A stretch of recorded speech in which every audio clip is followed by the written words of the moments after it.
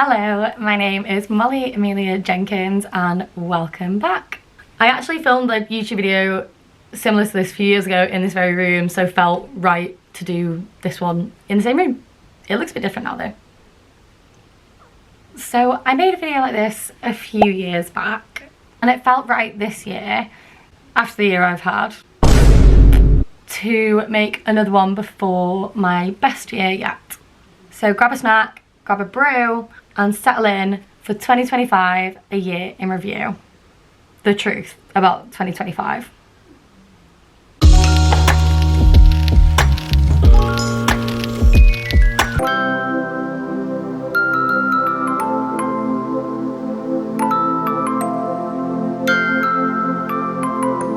So let's start at the very beginning.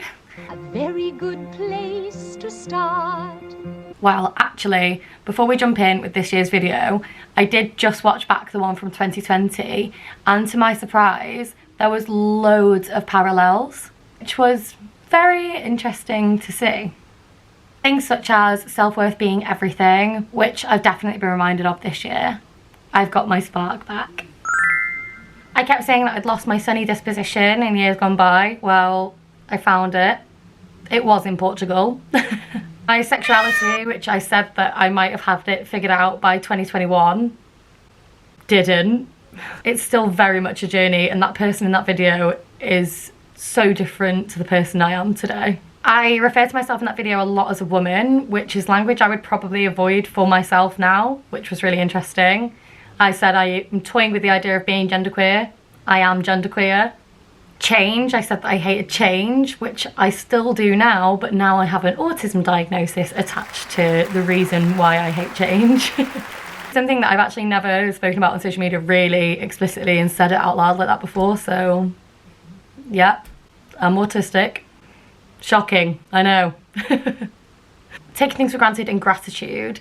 This year I have really made sure to live every moment and to not take things for granted, whether that's friends, family, nights out, you know, loo roll. I also mentioned in that video about gaslighting and controlling behaviour, which I had totally forgotten that I'd even spoken about that in that video, obviously because it was very prevalent at that time for me to talk about that. And whilst it's almost funny that it was in that video and there might be flavours of that in this video too, it's made me realise another theme, it'll come up later, how prevalent things like that are in our society today. Definitely something that I've noticed this year for sure. Anyway, I was going to do a month by month situation here, but this year has had so many things involved that I think I'm just going to focus on a couple of things and then maybe we can release more content about it. Maybe not. We've got a new year to focus on, you know. January was a very important month for me. A very good place to start indeed. This was a month that started with me in Portugal.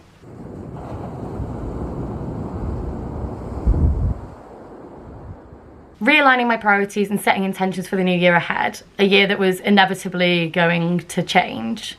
Good and scary change. In January, I made a choice to put myself, my wants and my needs first. For the first time in a long time. And I kind of want to focus in on this for a sec. It's really important to me. Because for so long, all of the people that I love and all the people that care about me were telling me that I needed to do this. And I've had this a couple of times in my life now. You know, people telling me you need to walk away from a situation or telling you what they think is right and wrong. And you're hearing it, but you're not really listening to it. And it's understandable as to why. And after solemnly swearing that last time was the last time, I can't echo this enough for people who might need to hear it right now. So lock in with me for a second. If you are focusing more on other people's needs or wants and putting yourself below everyone else, it needs to stop. Now. The only person that is ever going to look out for you is you. Truly, really. And that's not to say that we don't have lovely people around us that care about us, of course we do.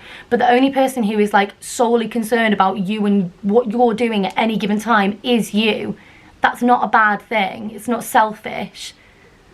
Self-care is not selfish. Self-worth is not selfish. There are so many beautiful people in your life for sure, and that is fantastic. But you do have to put yourself first. That is okay, because that's what everyone else is doing, right? Notice when you're being treated kindly and when you're being taken advantage of, or when you're not being treated kindly at all. And know when to walk away. Something that really helped me in walking away from situations that aren't healthy for me is things like, okay, well, would I treat somebody like this? Would I shout at them? Would I shout at somebody that I loved? So I love my friends, I love my family, like truly, deeply, like love my family. Would I shout at someone in my family? Okay, we all raise our voice from time to time and we get agitated, that's for sure. But would I like intentionally shout at them? No. And that's because I love them. If you find yourself, you know, being screamed at by someone or not spoken to very nicely or just treated badly in general, you have to ask yourself why they're doing that to you. Because that's not love. It's not. And that can be a really hard thing to realise, that what you might have thought was love actually wasn't, or wasn't healthy love at least. But the sooner you give yourself a bit of a harsh reality check on something like that, the better. The easier it's going to be to detach yourself from it and start rebuilding yourself in a healthier way. You need to know when to walk away, even when you don't want to, especially when you don't want to. Want and need are two very, very different things. Sometimes what we want and sometimes what we need, they're the complete opposite. Deep down, we do know if something is right or okay or wrong.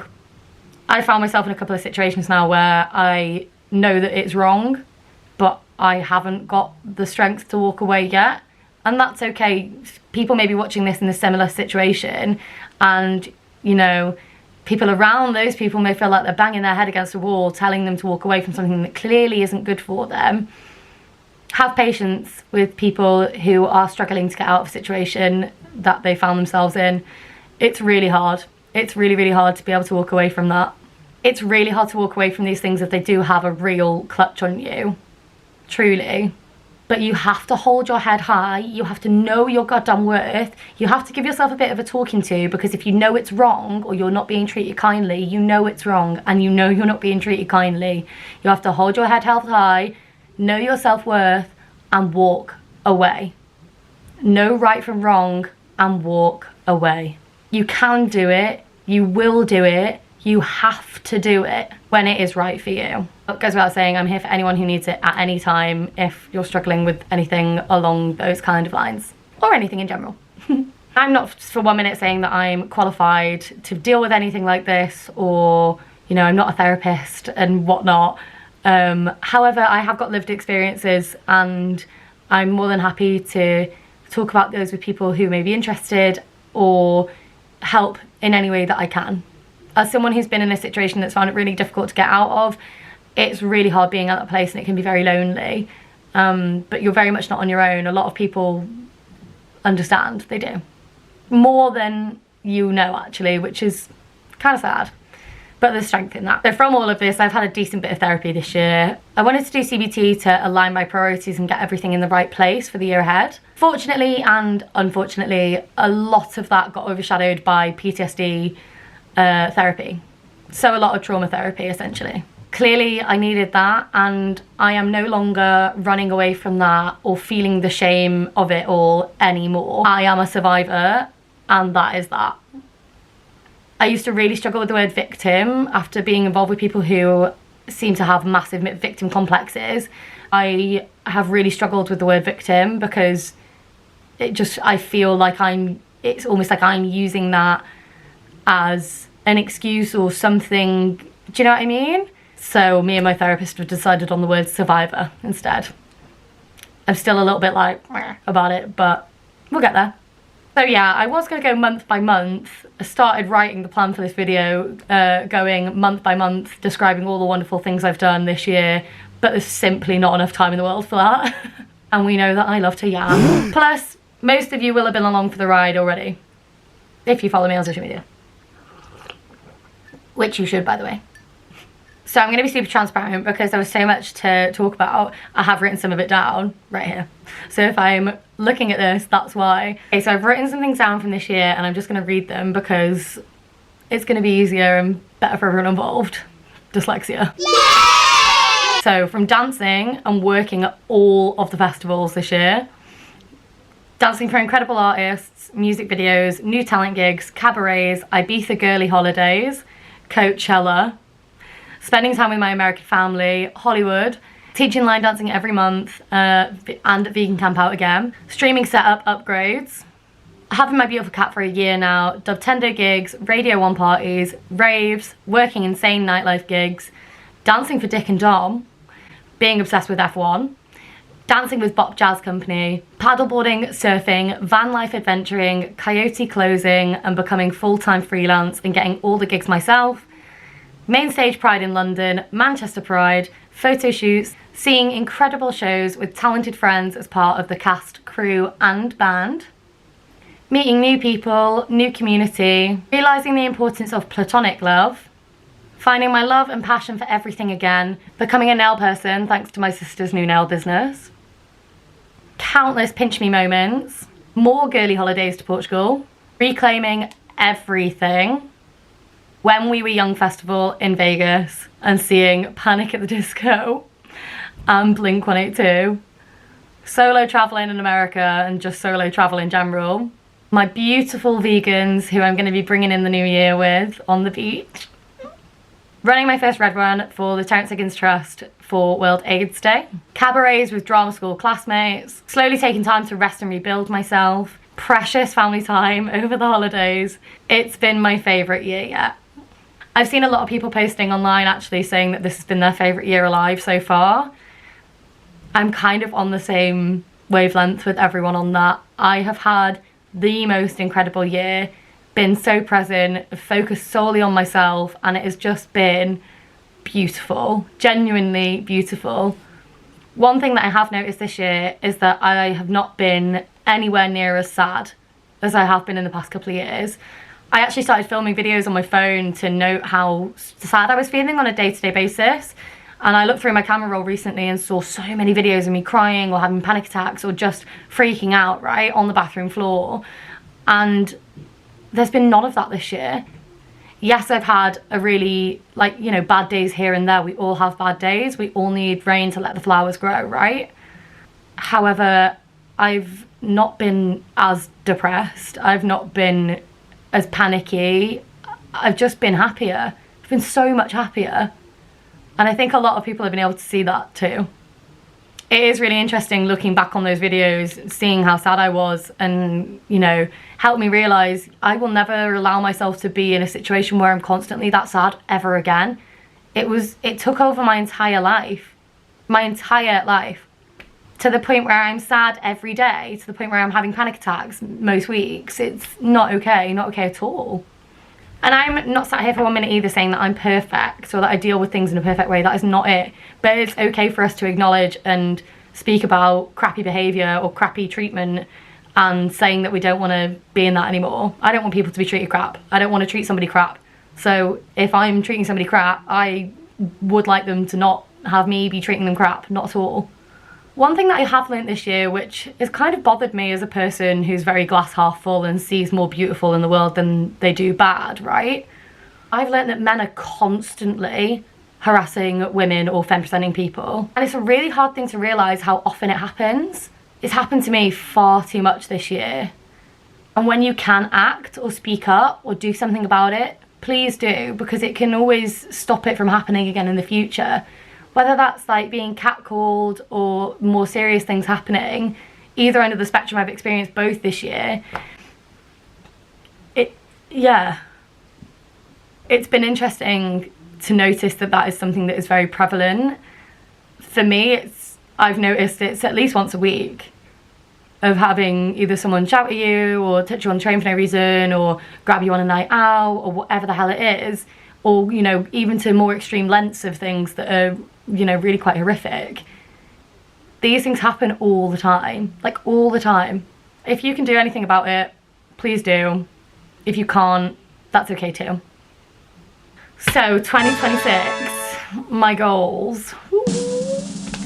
Streaming more consistently and prioritising that massively and my beautiful community that we have built together. I really want to prioritise this because I love it so much. I'm so grateful to have the community that I do. In an ideal world, I would stream during the day and then I'd go and do a show at night. This is kind of what I'm manifesting for the new year. So yeah, prioritising Twitch and social media and content and all realms of the social media world and work, including YouTube. Focusing on musical theatre and getting a musical theatre job. Do you know what, it's so nice to be saying this and have a smile on my face, because for such a long time I've been very much like, oh, I want to do it but I don't know how, and I don't feel worthy, and all of these really sucky thoughts. But in 2026 this is 100% happening. I'm going to be in a musical theatre show next year. It's happening. I'm coming for you. I'm actually doing a contemporary dance show in January at the Place, which is going to be amazing. I can't wait. So that's starting things off, and then the only way is up from there, right? I've struggled with the confidence in this area and knowing my worth and feeling very unworthy, but I know that I deserve this, and I've been working my whole life to perform, so I know that I'm more than capable. I'm a good person, I work my bum off, and I am a talented human being, so I know that I can get a job. That's, you know, I'm fun to work with. I feel like I'm pitching myself here. Here's my CV. I'm coming for you, Musical Theatre Land. I'm jumping back in with 2 whole feet. Huh? I'm really excited. Definitely a bit nervous, so any words of advice from anyone who may be watching this, please let me know. I'm unrepresented at the moment, but I might try and fly like that for a little while and then maybe get an agent. Or might just jump straight into agent hunting in the new year. We're going to see it as it comes. We're going to take it as it comes. I'm going to continue on the path of finding my positivity as well, as we're not 100% there yet. I found my sunny disposition in Portugal at the beginning of the year. That's where she was hiding. But I really want to work towards being more positive, just in general, because no harm can be done by that. We're not talking in the realms of toxic positivity, that's not what I'm saying, just in general. There's lots of subsections in this video that I could go into way more detail about, and I'm happy to go into more detail about whether it's self-worth, whether it's being in yucky situations, whether it's about musical theatre, whatever it is. I'm more than happy to go into more detail about things like that and maybe do videos on specific things, which I'm going to be asking you guys what you want anyway as the year goes on. But I felt it was appropriate for this first video back in a while, and for it to be a 2020thrive year in review video, for it to be relatively quick and not stick too much on certain things. So yeah, might be short, might be sweet, but that's that. As we go into 2026, hold your head high, know that you're going to be going into the new year with new beginnings, maybe new intentions, whatever any of that means for you. And I really hope you all have a happy new year. 2020 thrive, over and out. That was so lame. Don't do that ever again. And if you enjoyed this video, please like, comment, subscribe, share it with all your friends, all your fam. YouTube content is going to be more consistent this year, and there's lots of stuff to show.